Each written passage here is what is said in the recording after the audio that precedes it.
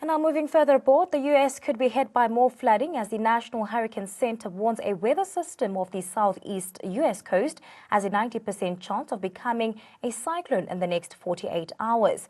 It follows the devastation caused by Hurricane Harvey, which landed as a Category 4 storm on Thursday and blasted Texas with 130 miles per hour winds.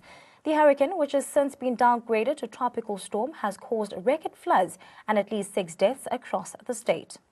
Rising flood waters from the remnants of Hurricane Harvey chased thousands of people to rooftops or higher ground Sunday in Houston, overwhelming rescuers who fielded countless desperate calls for help.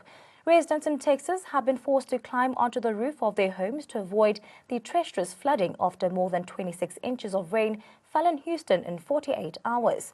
A fleet of helicopters, airboats and high-water vehicles confronted flooding so widespread that authorities had trouble pinpointing the worst areas. Rescuers got too many calls to respond to each one and had to prioritize life or death situations.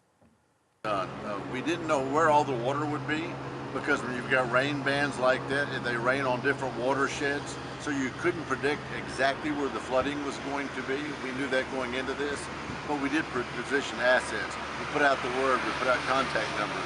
People got motivated. They got out here with boats and trailers and stuff. And so I think when you see Texans going out to help, we prepared, we got everybody as ready as we could, but again, you couldn't predict the pain and the suffering that you'd see. You're never prepared for that. But I've lived in a 20-mile radius 64 years. I grew up in this area. I've never seen it like this. It is unbelievable. My biggest concern is still life and safety. We've still got people who are trapped in floodwaters, in homes, and we have to get those people out as soon as possible, and we have to get them to the shelters.